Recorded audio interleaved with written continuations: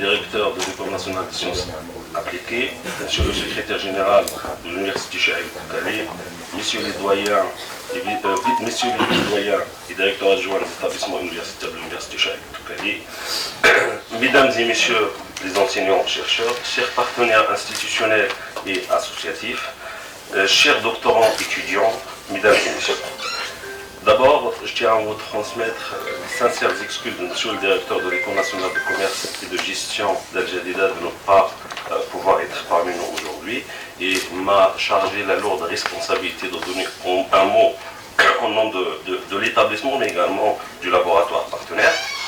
Donc c'est avec un grand plaisir et un profond sens de la responsabilité académique que je prends la parole à l'ouverture de ce colloque international consacré au patrimoine, organisé dans le cadre du projet Progress et appuyé par l'université Chouaïb de Calais dans la ville d'Al Jadida, territoire chargé d'histoire, de mémoire et de pratiques culturelles profondément ancrées. La tenue de ce colloque intervient à un moment où le patrimoine, longtemps perçu comme un simple héritage à conserver, est désormais reconnu comme une ressource stratégique pour le développement territorial, la cohésion sociale et l'attractivité économique. Cette évolution du regard traduit une transformation profonde des paradigmes scientifiques et des politiques publiques tant au niveau national qu'international. Le patrimoine, qu'il soit matériel, immatériel, oral, linguistique, artisanal, maritime, urbain ou symbolique, constitue une mémoire vivante. Il structure les identités collectives, transmet des valeurs et participe à la production de sens au sein des territoires. Toutefois, cette mémoire est aujourd'hui confrontée à des défis majeurs. Mondialisation culturelle, pression touristique, risque de folklorisation, fragilisation des modes traditionnels de transmission et de reconfiguration accélérée des espaces urbains et ruraux. Donc les travaux contemporains convergent vers plusieurs approches structurantes qui éclairent pleinement la thématique de ce colloque. D'abord, les approches inspirées de l'économie du patrimoine et de l'économie territoriale considèrent le patrimoine comme un capital spécifique à la fois culturel, social et symbolique. Ce capital, lorsqu'il est reconnu, organisé, valorisé, peut générer des externalités positives.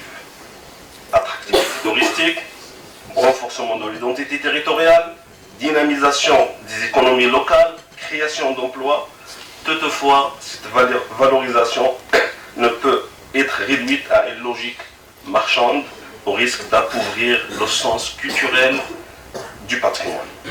Ensuite, les théories de la gouvernance territoriale et de la gouvernance patrimoniale insistent sur le caractère collectif et participatif de toute politique patrimoniale efficace. Le patrimoine n'est pas seulement un objet de gestion descendante, il est le produit d'interactions entre acteurs publics, société civile, monde associatif, chercheurs et habitants.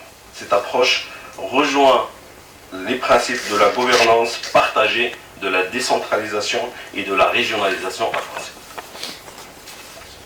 Par ailleurs, les apports scientifiques, humains et sociaux, je parle sous le contrôle des spécialistes, bien entendu, notamment en sociologie, en anthropologie et en linguistique, mettent en évidence le rôle central de la transmission d'intergénérationnel et de l'oralité dans la préservation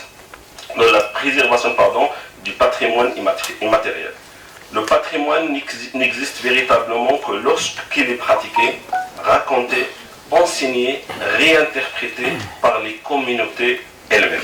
Enfin, les approches plus récentes liées au New Public Management, à la médiation culturelle et à la culture numérique interrogent les outils, les modèles de financement, les dispositifs d'évaluation de la valeur patrimoniale.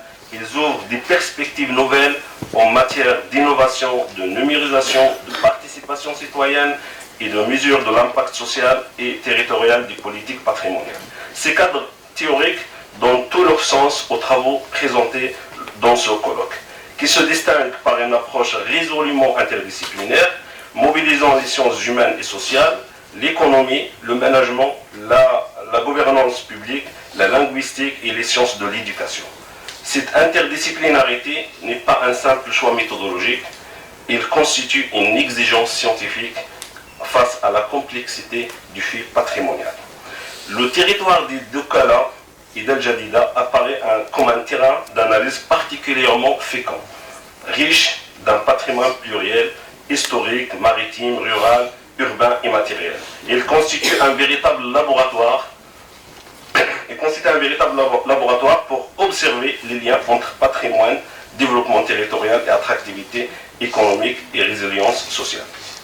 Les communications programmées montrent que le patrimoine peut devenir un levier de création de valeur et d'innovation sociale à condition d'être accompagné par des politiques publiques cohérentes et des dispositifs de médiation adaptés. Ce colloque adresse également un message fort au monde universitaire. Le patrimoine n'est pas un objet figé, mais un champ dynamique de recherche appelant les approches renouvelées, l'usage des outils numériques, les comparaisons internationales à une articulation étroite entre production scientifique et action publique. Je tiens à saluer le travail remarquable des équipes organisatrices, en particulier les laboratoires l'ERSEM et l'ERIC, et si ma mémoire est fraîche, nous sommes déjà à la 4e ou la 5e collaboration sur le plan scientifique. Les coordinateurs scientifiques, les membres du comité scientifique et l'organisation, ainsi que l'ensemble des partenaires institutionnels, associatifs engagés dans le projet Progress. Un remerciement très particulier à Monsieur le Président de l'Université, à l'Université Chouaib Toukali pour le soutien inconditionnel pour tous les événements organisés au sein de l'École nationale de commerce et de gestion d'El Jadida, mais également au sein de l'Université Chouaib Toukali.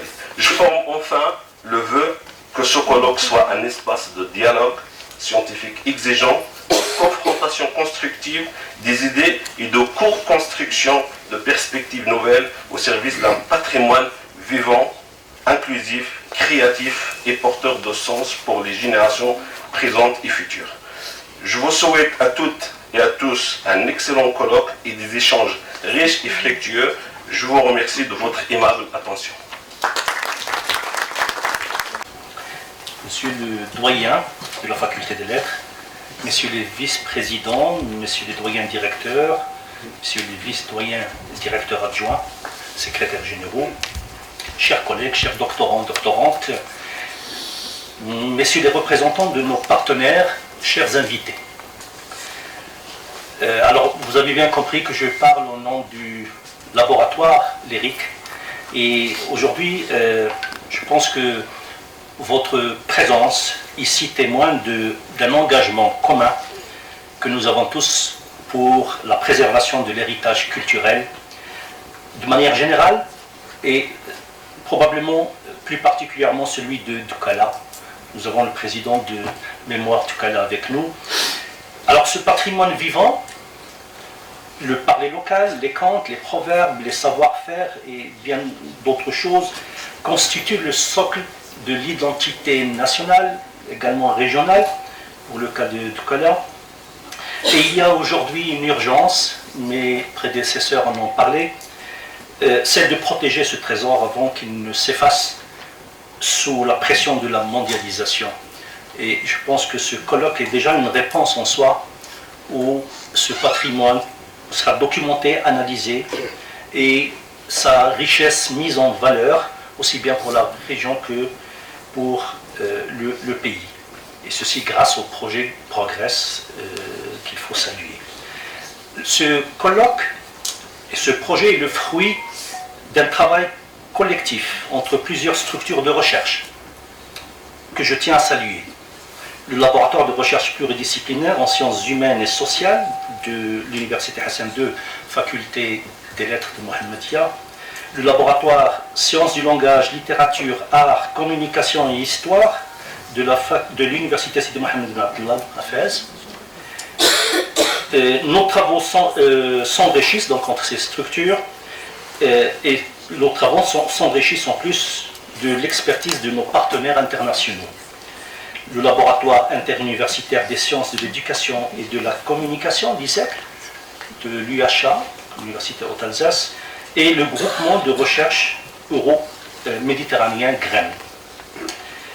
Alors ce colloque n'existerait pas, ou peut-être n'aurait pas cet aspect sans l'engagement de toute une équipe. Et en réalité, ça ne devait pas être moi qui devais présenter ce mot, parce que le projet a débuté avant que je ne sois désigné directeur du laboratoire. Et je tiens plus particulièrement à saluer le rôle joué par le professeur Abdelwahid Mabrour, qui a démontré son ancrage dans la recherche au-delà des considérations administratives ou statutaires. Et donc il est toujours là, et avec constance et discrétion. Il a porté ce projet sans jamais dévier de sa mission. Comme je vous ai dit, dans sa carrière, au-delà des aspects, disons, statutaires, il est toujours avec nous. Alors sa rigueur scientifique, pour moi, qu'il connaît depuis une vingtaine d'années, n'a d'égal que son humilité. Je sais que je le fais souffrir un petit peu, mais je vais arrêter. Donc, au nom de toute l'équipe, je remercie à Tlouahed. Ma gratitude va également aux institutions qui nous accueillent et nous soutiennent. Le président de l'université Cheikh de Kali, qui soutient non seulement cette activité, mais tous les établissements et la recherche scientifique. La faculté des lettres qui nous accueille, les EF, un peu aussi s'auto-congratuler, et le NCG. Nos partenaires socio-économiques, en particulier Act for Community, l'OCP. Je salue chaleureusement l'association du Kala Mémoire, dont le président nous honore de sa présence, pour son travail de terrain essentiel. Un grand merci à toutes ces personnes, et bien entendu à toutes les autres, Madame Barakat, Monsieur Sahi, Kinani, et il y en a d'autres que j'ai certainement oubliés. Enfin, merci au comité scientifique pour son exigence et à l'équipe d'organisation qui a œuvré sans relâche pour assurer la pleine réussite de cette rencontre. Je vous souhaite des échanges stimulants et des travaux fructueux. Merci.